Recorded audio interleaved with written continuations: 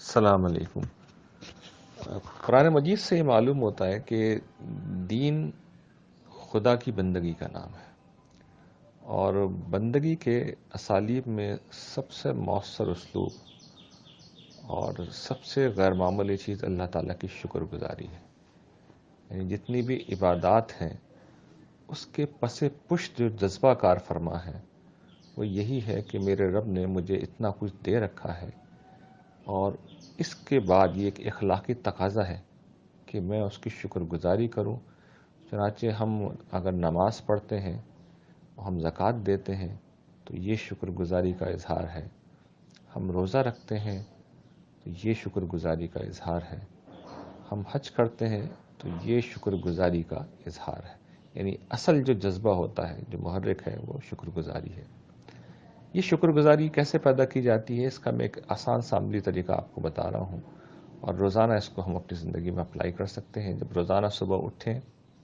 تو کسی ایک نعمت کے بارے میں یہ فرض کر لیں کہ یہ مجھ سے چھن چکی ہے، وہ نعمت جو ہمیں بڑی محبوب ہے، جو بڑی عزیز ہے، اس وقت ہمارے پاس ہے، اور ہمارے پاس ہے تو روٹین کی بات ہے، ہمیں اس کا احساس ہی نہیں ہے۔ مثال کے طور پر زندگی، مثال کے طور پر آنکھیں، مثال کے طور پر ہاتھ پاؤں، مثال کے طور پر مال دولت، مثال کے طور پر بیوی بچے شوہر، اس جیسی ان گنت نعمتیں ہیں،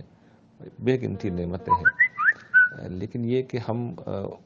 ان کو ملی ہوئی نعمت سمجھ کر ان کی شکر گزاری کا اس طرح حق ادا نہیں کرتے جیسا کہ حق ہے۔ لیکن جس وقت ہماری نعمت چھن جاتی ہے تو ہماری کیفیت بڑی مختلف ہوتی ہے، تو وہ کیفیت لمحے بھر کے لیے اپنے اوپر طاری کریں اور فرض کیجئے کہ نعمت چھن چکی ہے، اور اس کے بعد جو کرب انسان کے اندر پیدا ہوگا وہ یہ بتائے گا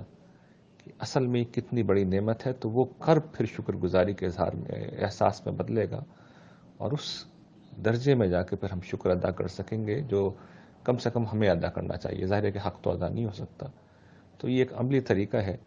جس سے ہم شکر گزاری کا گویا کہ اللہ تعالیٰ کے ہاں جو ہم پہ حق عائد ہوتا ہے وہ ادا کرنے کی کوشش کر سکتے ہیں۔ اللہ تعالیٰ سے دعا ہے کہ ہم سب کو اپنا شکر گزار بندہ بنائے، آمین۔ اس میں ایک مزید بات یہ ہے کہ اس شکر گزاری کو پیدا کرنے کے لیے، یعنی اس کا حقیقی احساس پیدا کرنے کا ایک طریقہ یہ ہے کہ اس نعمت سے اپنے آپ کو وقتی طور پر محروم کر لیں۔ مثال کے طور پر آنکھیں بہت بڑی نعمت ہیں، ذرا 5 منٹ کوشش کریں کہ آنکھوں پہ پٹی باندھ کے اپنے معاملات سر انجام دینے کی کوشش کریں، یا یہ نہ کر سکیں تو بند ہی کر لیں آنکھیں، اور طے کر لیں کہ انہیں 5-10 منٹ تک نہیں کھولنا اور اس کے ساتھ معمولات سر انجام دینے ہیں۔ تو آپ کو اندازہ ہوگا کہ بنیادی ضروریات تک پوری کرنا، واش روم جانا، واپس آنا، کمرے سے باہر نکلنا، کمرے میں آنا، گھر سے باہر نکلنا، 10 جگہ ہمیں ٹھوکریں لگیں گی، ہم بھٹک جائیں گے، بہت سے ہم کام کر ہی نہیں سکیں گے۔ تو یہ ایک مثال ہے۔ اسی طریقے سے زبان کا استعمال روک دیں اور پھر دیکھیں کہ کیا ہوتا ہے، تو اس کے بعد جو بے بسی کا احساس پیدا ہوگا وہ احساس دلائے گا